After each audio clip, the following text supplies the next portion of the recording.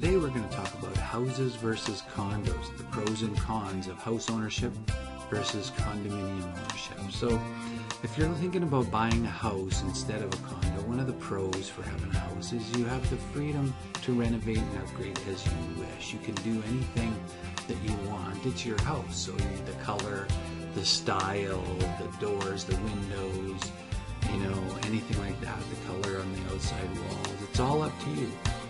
The other is to cut or not to cut the lawn. Again, given the state of affairs out there, you only have to worry about whether the city thinks you're letting your yard go to pot and they want to actually have you cut the lawn. Pets or no pets, it's your decision. It's your house. So you can't, as long as you're having pets that are allowed in your municipal district, you can have those pets in your house. Nobody's going to tell you yes or no. One of the other things that ends up being a real issue is paying for utilities and amenities that you use. When you have your house, really, you only pay for those things that are particular to you or that you want to use. One of the things in the condos is that you don't have that choice. Now, some of the things that are cons for a house is there's a lot more work for upkeep, and really it is all up to you. Windows, doors, sidewalks, roof, siding, all of that stuff's owned by you, needs to be maintained by you, and bears on your cost. The cost of repair and maintenance, guess what? All you. So all the gas you use for heat, all the electric you use for cooling, air conditioner, whatever it is, it's all your baby.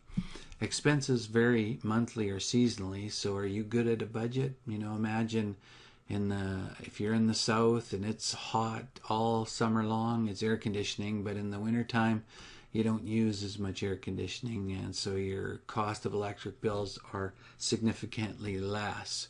Now, if you're thinking about a condo, one of the nice things about having a condo is your monthly fees cover all your maintenance costs, typically all your maintenance costs. So that's things such as landscaping and maintenance on the exterior, so painting, replacing the roof, all of those types of things that ultimately end up costing homeowners a bunch of money is covered by your condo fees. The utilities may also be included in your condo fees, so you want to check that out when you're looking at purchasing the condo to find out what your condo fees include and how much they are. Another nice thing about condos is in most cases there's no yard work. You don't have to do any of the landscaping, no cutting the lawn, no sweeping the sidewalk, no nothing, no washing the windows. All that stuff's taken care of for you. It also is easy to budget your monthly expenses because your condo fees are the same every month, month in, month out, and only sort of at the end of the year review when the board does their budget for the following year will your condo fees possibly change if there's expected to be some sort of an increase or decrease in the services that are being paid for. Now, two of the things that are trouble with condos, or where people have seemed to have the most trouble, is there are rules. There are more rules and there are more rules. You're no longer living in your own house, on your own yard. You're living communally in a building where you have other owners of the property. So you're sharing the ownership of the entire building and only own the particular unit that you are in. So you have rules whereby you've got to live by. And you also have little or no control of your monthly fees. Now the reason for this is because if for example the electric is covering the heat and air conditioning in your building, you don't have any control of whether the heat in your neighbor's condo is up or down, on or off. So sometimes everybody pays their share, but it's your share of the whole, not just what you use. And that's one of the reasons people have trouble with condos. And the other thing is, you may have to ask board approval to make any changes to your unit.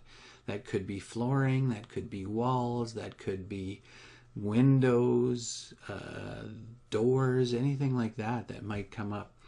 You need condo approval to do that sort of stuff. Again, pets are a big issue. A lot of people want to have dogs, cats, not have dogs, not have cats. It's not really your decision anymore, because you could be in a building where there's a bylaw that says no pets.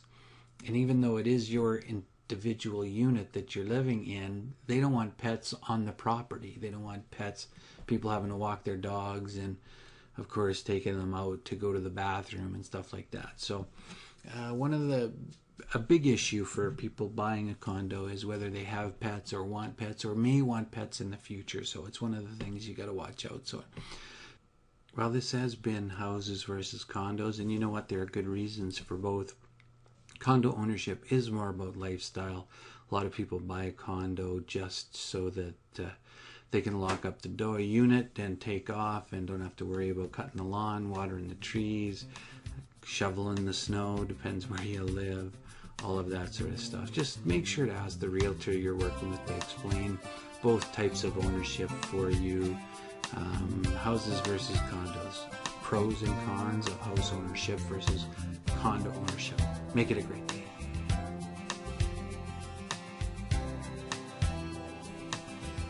For a free guide on how to hire a realtor, go to www.daytonamlsrealestate.com. In this guide, you'll receive tips for hiring a realtor, 5 reasons why you need to hire a realtor, and the 15 things you need to know before you hire a realtor. Again, go now for instant access to the guide at www.daytonamlsrealestate.com.